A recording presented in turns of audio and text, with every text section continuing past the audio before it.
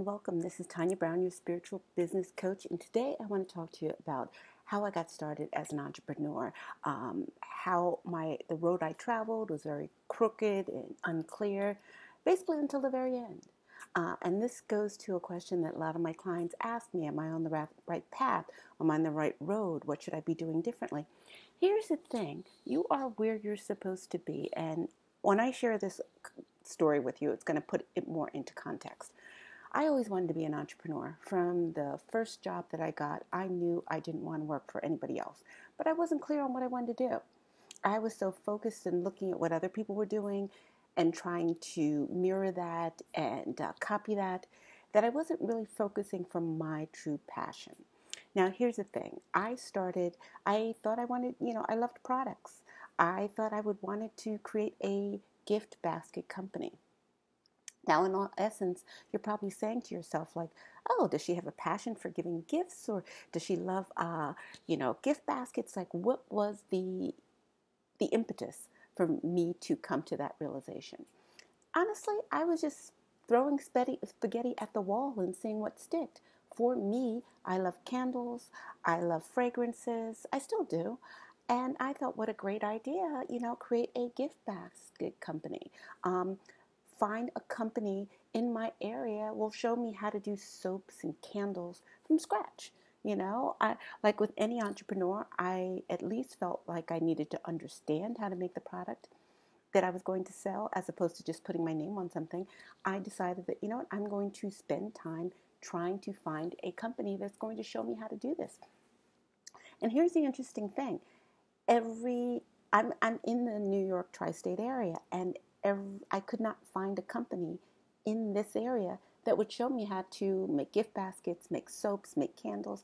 I did a ton, in my opinion. Anybody else could look at this and go, you didn't do a lot of research. But in my opinion, I did a lot of research, and I did not find the company any company, honestly, I didn't find any company. What I found was truly off the grid. It was a tarot card class. And here's the thing, just to give you more context, me and a girlfriend at the job that I was working at the time, we're talking about we need to do something fun, after work, like, something off the grid, not, forget cocktails, forget, going to the gym, like, yeah, we do that, but let's do something new and different. And in my search for trying to find a company to show me how to make candles and candles and soaps. I'm sorry, the word that I was trying to find was soaps. I ended up finding a tarot card class. So totally not the same. Like, there's no connection between the two of them. But here's the thing. That class got me on the road to where I am because I was always interested in spirituality, psychic clairvoyance, that old other world, that woo-woo world. I was very interested in that. I didn't think of myself as having a gift. And again, if you look at my other videos and how I got started, I just thought I was lucky or coincidence or random. That being said, I loved the idea of the tarot cards. I loved the stories.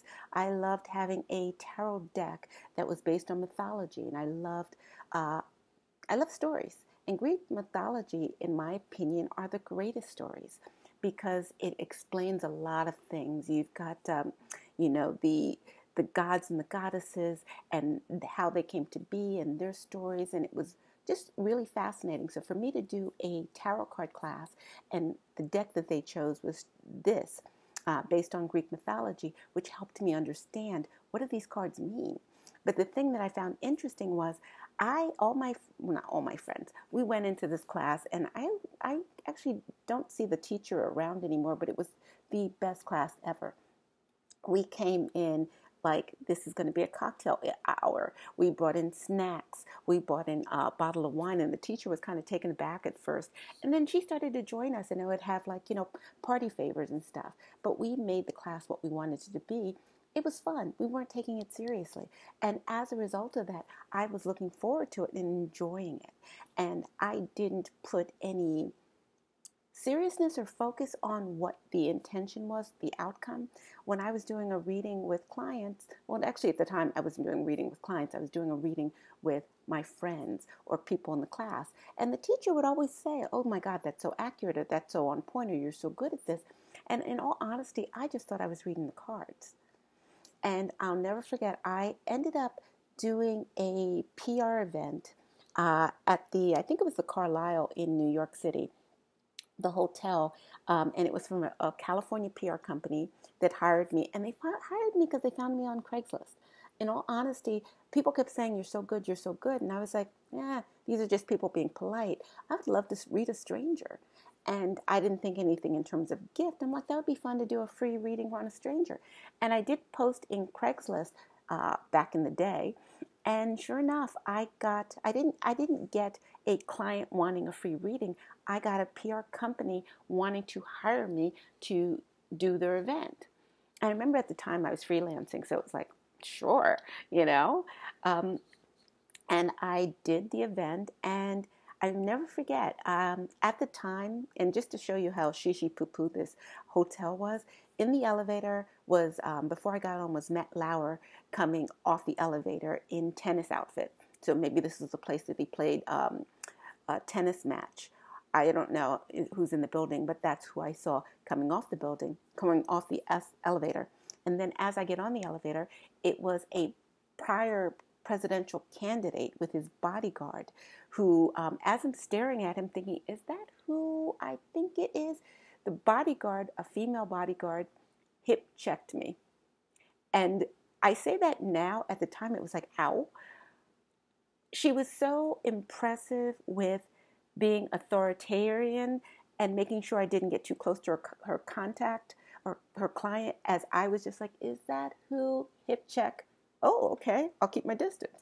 But this was all leading up to, I'm making my way into the suite that the PR company hired. And sure enough, I'm just there, I'm ready to have fun. And the first person I end up reading, I'm not thinking anything of it. She's like, oh, hey, you're the reader. Oh, why don't I get my reading while I'm here? And I'm just doing the reading with her, and I'm just looking at the cards and what they're saying to me. And in all honesty, if you do tarot cards, the cards don't say that much.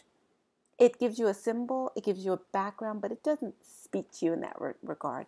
A lot of psychics, clairvoyants, mediums have used tarot cards as a way to get into this world, in terms of the confidence and the clarity you get when you know what you're doing, and you're using the cards as an aid, but it's not actually everything that you're doing, because you have your guides, not realizing at the time your guides speaking to you, but you actually think you're reading the cards. So in my instance, that was the case. I'm thinking I'm reading the cards. This is what the cards say. But when I look back on what I said to her, the cards wouldn't have said that. And I mean that in terms of the cards wouldn't have been that lengthy in dialogue. I started to talk about her personal issues. And I'm not saying she had personal issues, but her personal interactions with her friends and family and where these issues came from. These weren't questions. This was me just spouting what the cards were showing me. And I remembered after it was over, she was like, oh my God, thank you so much. That's so accurate, because I've got this with the kids and this is my husband, blah, blah, blah, blah, blah. And turns out she was the woman they were doing the event for. She was the PR guest of honor. That this was the event that they were introducing her to the masses being the media. But at that time, I didn't know that. I'm just walking in blind. And this woman just comes over and says, oh, hey, why don't I get a reading?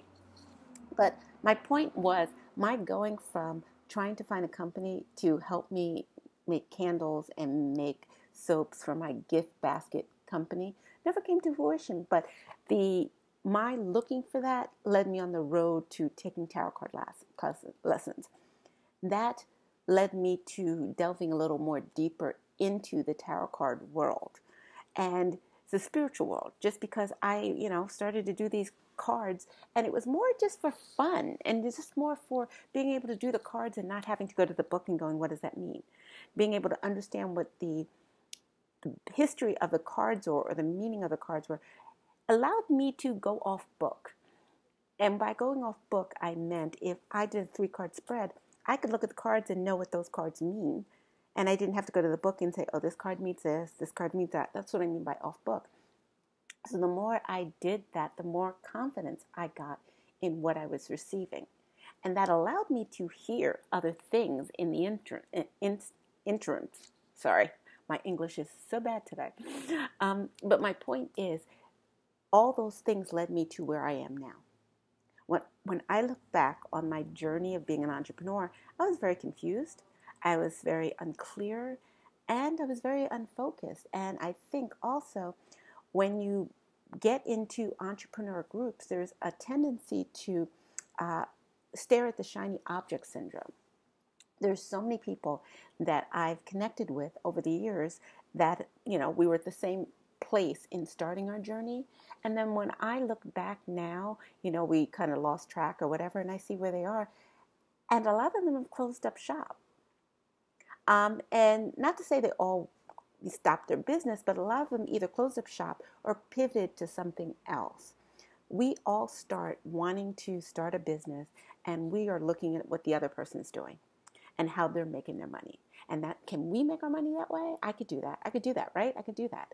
But as opposed to looking at what lights you up, what brings you more joy, that was a thing that I didn't even focus on. I was thinking about what I wanted to do, not what I could do.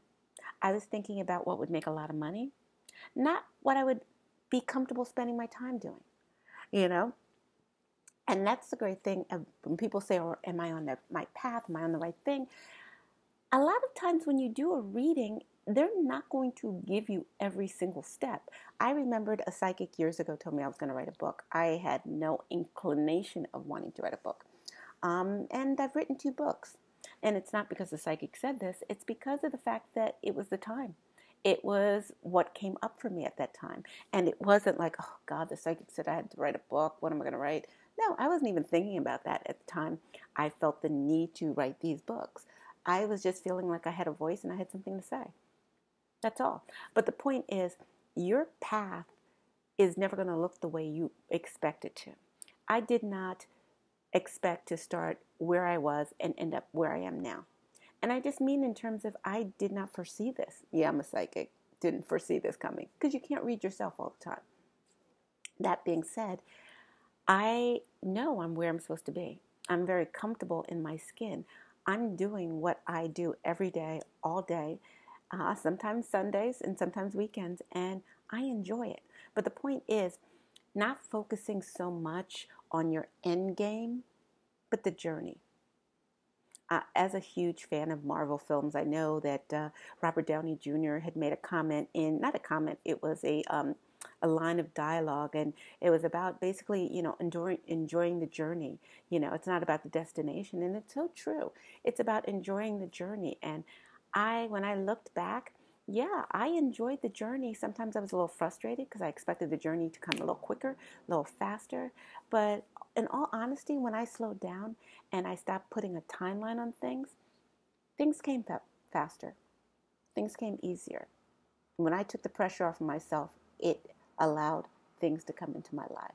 So again, it's not about the road traveled, and it's never a straight line or clear path. Everybody's different, but being true to what you desire and what you want and not using what society tells you should be doing, is the key. Search deep inside what lights you up, what's your passion, what brings you joy. What are your skills? What are your tools? What are you good at? I can tell you right now, especially when I became an entrepreneur, I didn't think I had any skill sets. I didn't think I had any tools. The things that I overlooked were the things that are actually I'm being rewarded for and paid for. So, and that's the same about you as well. I am not a unicorn. I am not special in that regard. We all have gifts and things to share with the world that are of value and have meaning. It's just about you being conscious and putting that out there and knowing what it is. So as always, this is Tanya Brown, your spiritual business coach. I hope this video was helpful to you. Don't forget to like this video. Oh, also don't forget to share it with those who are looking to create a business and life that they truly desire. Don't forget to share this with them. And as always, a link is below. If you want to book your business deep dive session, I can go under the hood of your business. Even if you haven't started a business yet, I can do a psychic reading to tap in and share with you what I see for you going forward. And as always, don't forget to comment in the comment section. I love hearing what you guys have to say. And don't forget to subscribe because I put out content on a weekly basis. So as always, this is Tanya Brown, your spiritual business coach. Looking forward to seeing you in the next video. Take care.